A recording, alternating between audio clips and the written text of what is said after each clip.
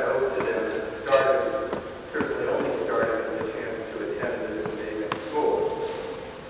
So, class of 2012, I want to give you a chance to do now something that I certainly didn't do at that time, but which Mr. Gallagher exhorted us all to do last night. Mom, could you please stand up? And class of 2012, could you please stand up? And look around, find your parents, and let's give it out for them.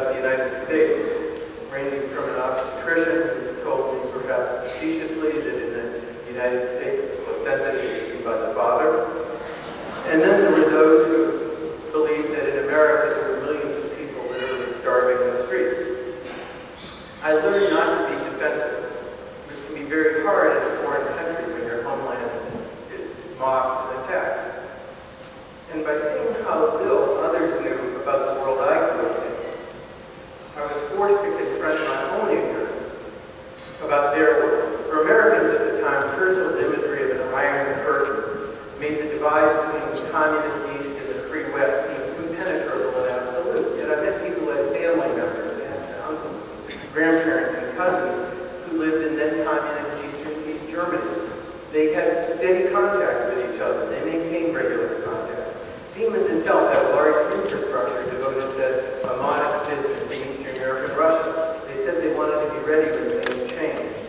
I learned that the historical, cultural, even economic ties between people don't disappear easily. While some thought the wall would never come down, that certainly was the perception we had living in the United States at the time. For others, the question was not when, not whether, but that it would be soon. And when it did, I had insights I never could have had if I hadn't lived there, no matter how much I read when I was here.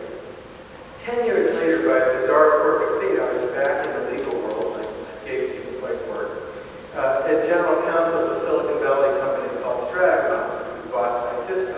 The night we signed the deal, I met the then general counsel of Cisco for the first time. He said to me, well, I'm a general counsel, you're a general counsel, and I'm already here. What are you going to do? And frankly, I didn't have a clue, and I wasn't given much to do. But then one day, a colleague announced that she'd met for lunch with a guy she'd hired to be Cisco's first lawyer in Europe. And she had decided at lunch that he was, shall we say, acting inappropriately toward her. And so she withdrew the offer on the spot. I raised my hand in a heartbeat, and I was off to Paris for 2.5 years.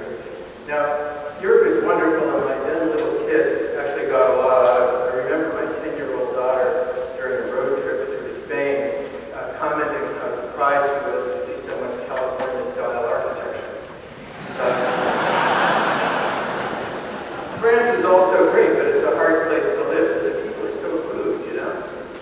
At least that's what I thought. It took me many months to learn that France just lived by different rules. And I'll give you an example that really happened. If you walk into Macy's here and you're looking for the men's department, first you're going to encounter counters with scarves and women's perfume. And you interrupt a woman who's holding scarves and say, where's the men's department? She'll say, go down the hall, go up the escalator, turn left, and someone up there will help you. Well, in France, if you walk into Galerie Lafayette and you ask the woman holding scarves where the men's department is, she'll ignore you. And then when she's finished holding scarves, she'll help the person behind you and ignore you further. But if you wait until she's finished holding the scarves, and then you ask, she will put her arm through yours, bring you up the escalator, and introduce you to her colleague. It took me quite a while to realize that the problem was not how rude they were, but how rude I was. And that's an observation for you seniors. It will be very important to learn how rude you are. Living overseas will help you do that. Now, it was easy to get fluent in Germany in the 80s. By the time I got to France in 1997, however, the world was different. Once I was at a company cafeteria in Copenhagen, customers, all the signs in the cafeteria were in English. I asked my Danish host, why are the signs in English at a cafeteria in Belmont? Her answer was, because our parent company is French. Now, this really happened.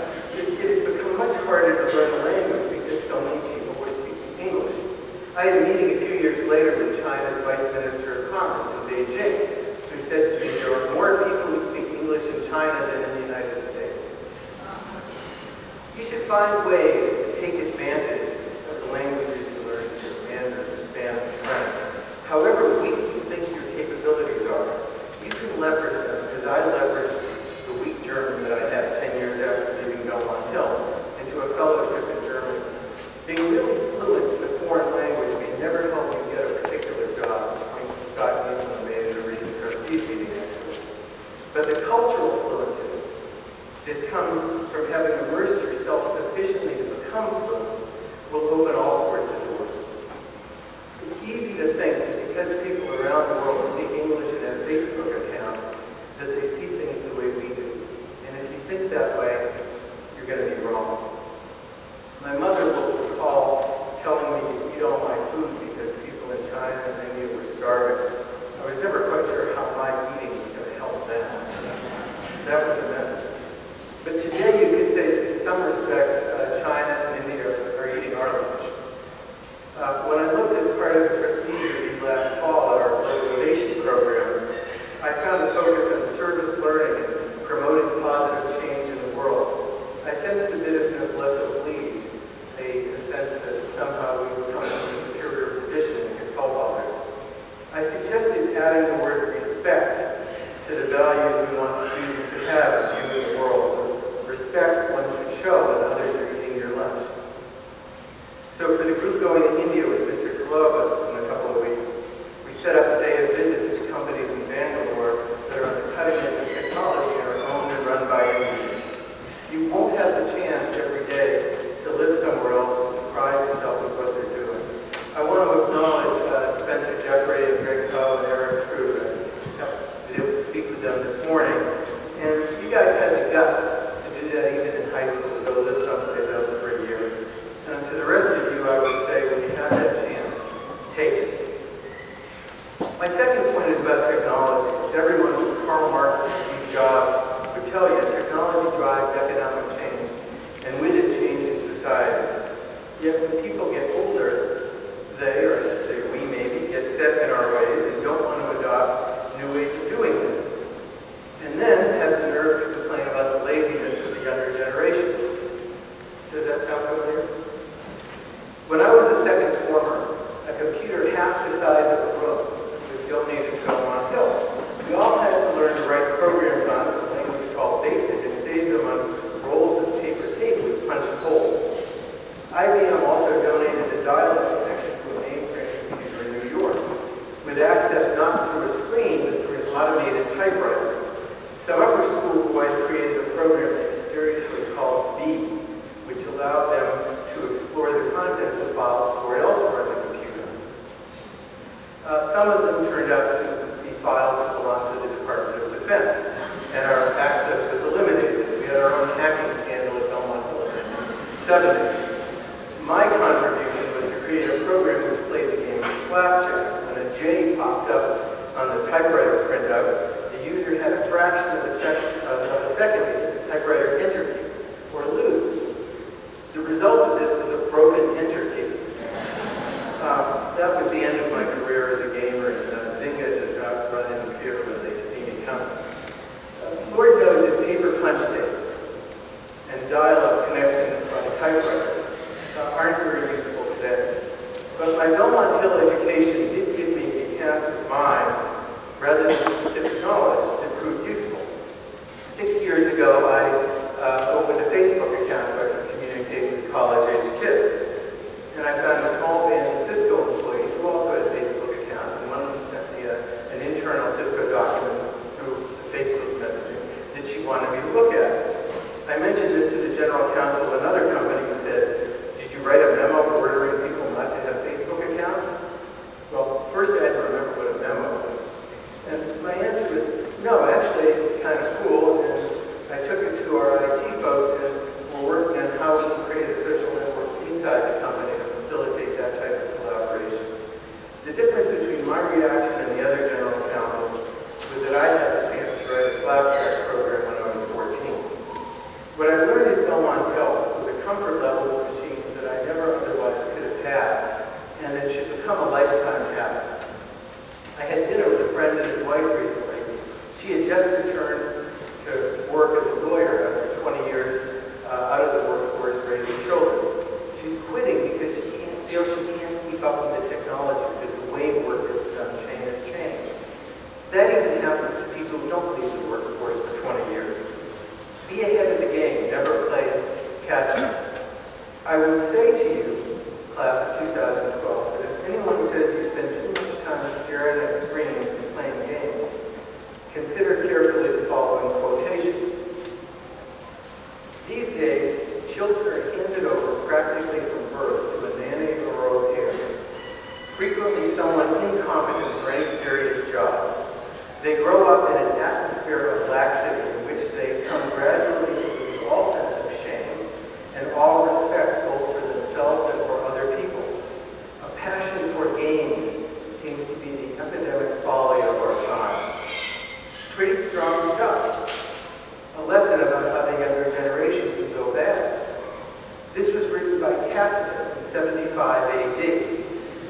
I first read it in second form here, and I liked it so much I've kept that quotation with me ever since. I did modernize it a little bit. The reference to au pair, I think, originally referred to Greek slave, but maybe similar concepts. It captures the manner in which older generations lose touch with the young and become irrelevant. Don't let that happen to you. My third message has to do with people. Most of the stories I can tell you are about people who made a difference for me. The dean at Stanford gave me a job as his law clerk instead of kicking me out after I spent a whole semester working on a political campaign instead of going to class. A man at Siemens who thought a young American was trying hard to learn German might be useful. A man who hired me at my first general counsel job, even though I had very little legal experience, having tried very hard to quit practicing law. There are 15 or 20 people like that in my life who encouraged me to do things I didn't think I could. All I had to do was believe them. Dave Cunningham referred to this at breakfast today when he said what he loved about being here was teachers who pushed him to do things that he didn't think he could. The connections that will lead you to interesting careers, to say nothing of leading you to the person you'll marry or the places you'll live, are all unknowable.